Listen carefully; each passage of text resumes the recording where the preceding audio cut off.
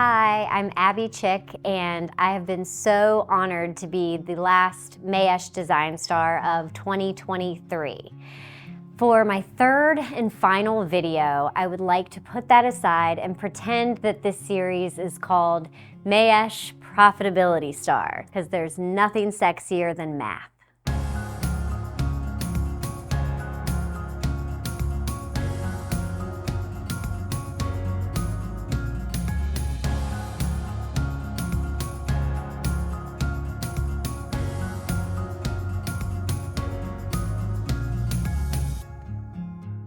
You can be the best designer and be operating your business in a really eco-conscious, sustainable way. But if you cannot sustain your business, then you really aren't doing anybody any good, certainly not the planet. The holiday season is upon us, and it can actually be a really profitable time and a successful part of the year for your business, but you really have to be strategic. We face a lot of outside infringement on our territory this time of year. Lots of places that aren't even typically offering plants or flowers are doing wreath, centerpiece workshops. They are selling boxwood trees, poinsettias, things that are traditionally ours. We face a lot of saturation in the market. So it's so important that you are keeping track of your numbers, buying correctly, being really strategic about the way that you purchase, and also that you are paying attention to your markups and setting yourself apart from the rest of the offerings that are out there. We've shown you the pretty. We want to pull back the curtain and get right down to how you can be making more money this holiday season.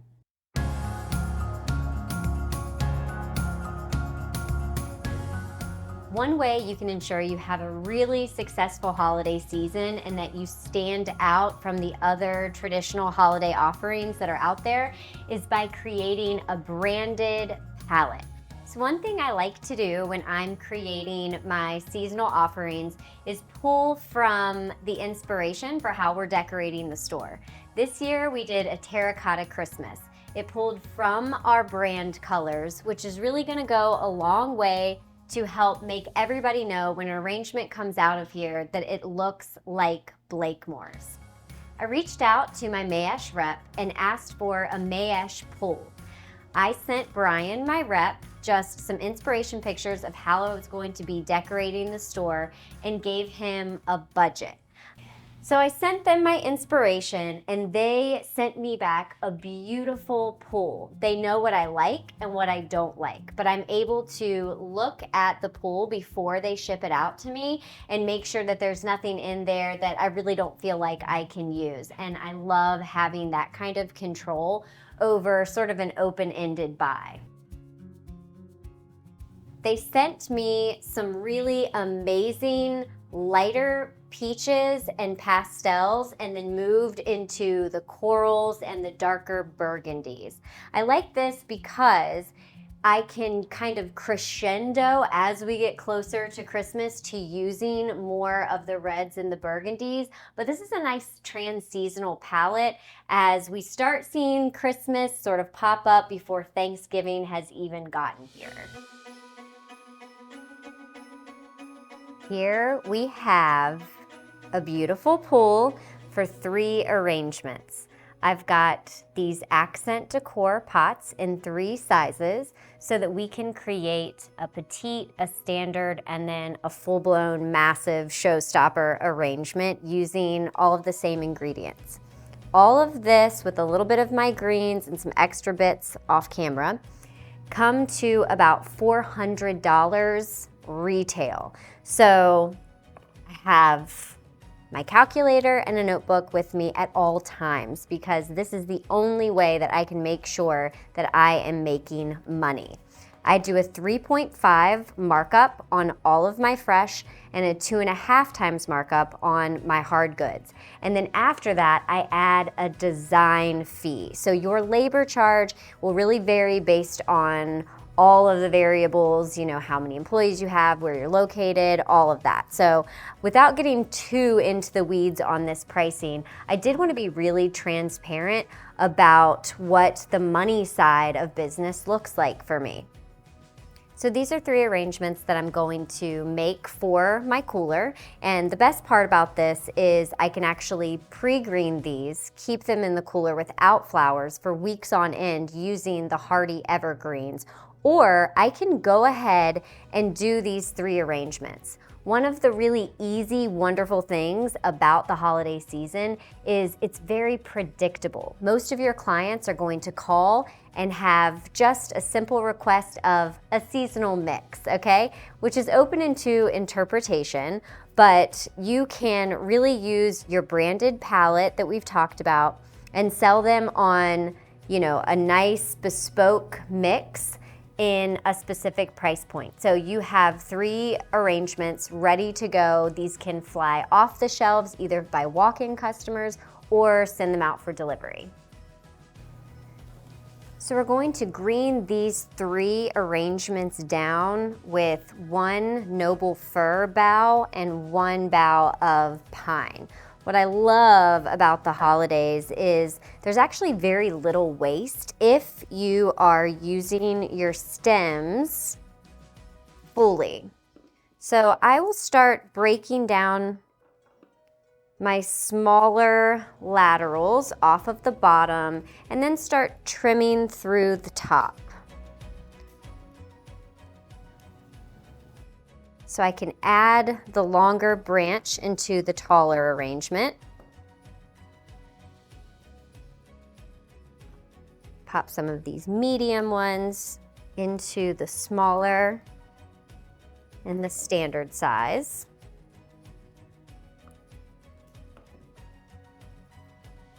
And this way I've effectively used about the entire stem with only a few small remnants.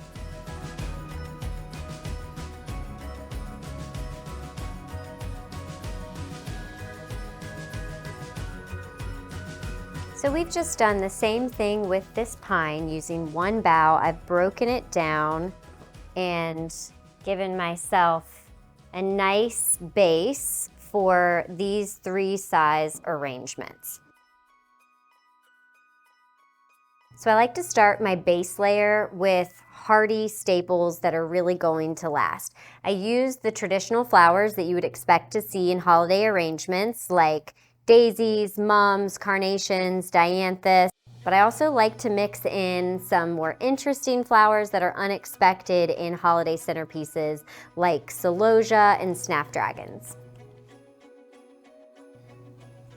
So as I'm starting to break down these laterals, I'm keeping in mind that one stem, when it has multiple blooms on it, is actually going to feed all 3 arrangements. I will typically give the majority to one.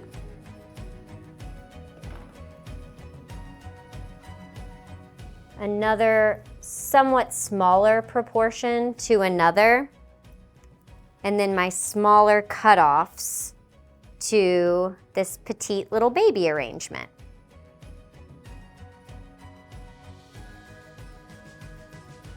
Next, I'm going to move on to my favorite antique carnations.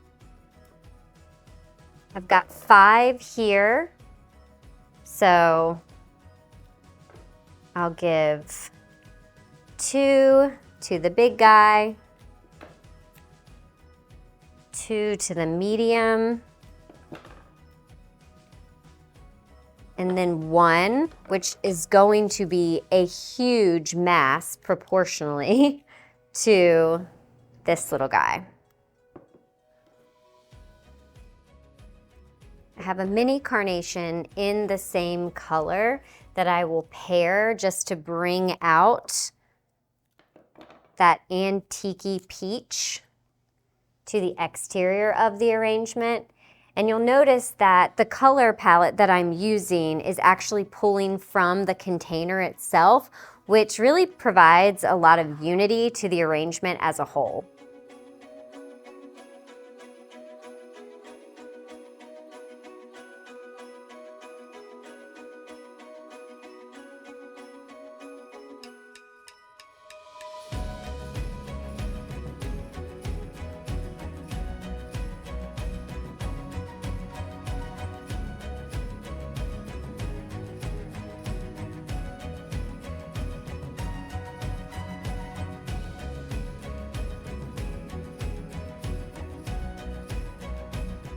Next, we're gonna pull in a transition color like this really fun coral dianthus.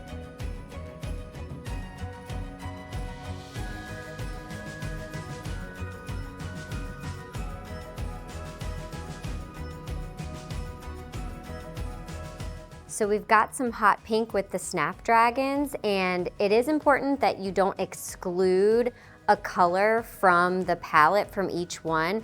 Now, I wouldn't normally put a snapdragon in this small guy because he's 525, but things like this happen, they break. So this allows me to utilize and still profit off of this flower that was included in the original budget. One benefit of really layering in these hardy staples into the bottom of your arrangement is that as the season goes on and your flowers start to fade, typically if you put your nicer, less long-lasting, expensive blooms on top, your customers can just pull them out and they still have a completed design on this bottom layer that still looks really nice.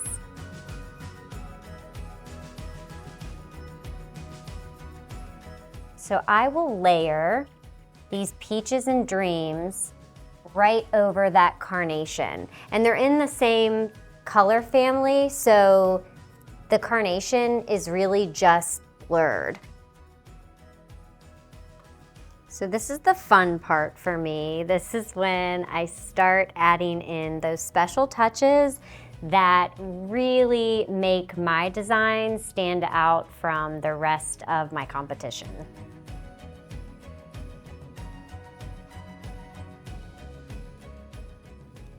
Let's talk about these Wabara Miyabis. They are so incredibly beautiful. They're expensive, but totally worth it, and their hold is actually really great for a garden rose.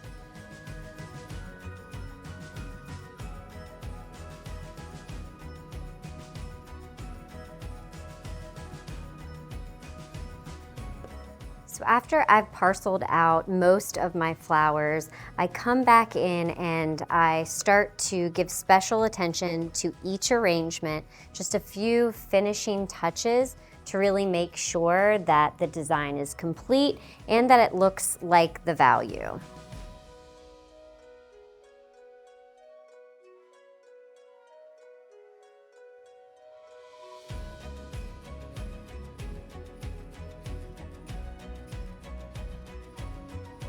I'll also add a touch of a greenery that's not a traditional evergreen, but that I know has really good hold and longevity, like a Gavilia or a Huck.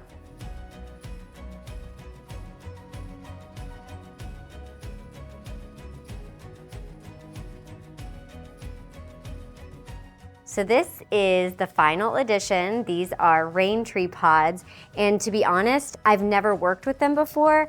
I didn't even know that I could ask for them or order them. So had I not trusted my sales rep with a Mayesh pool, I would have never been able to work with these.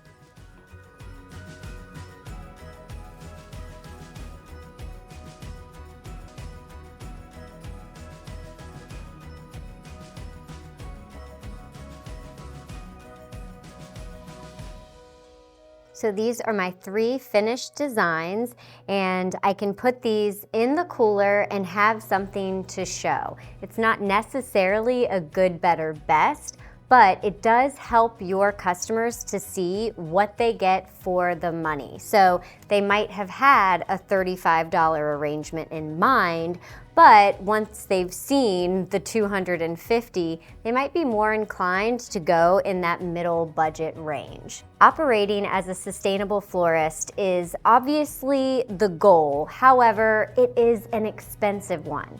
It's oftentimes not the cheapest, not the fastest way of doing things. So in order to keep your business moving forward, making better choices, you have to be super strict about making sure that your pricing is right and you're not overbuying. I hope that this little demonstration has given you ideas for your holiday season, and I wish you all so much success.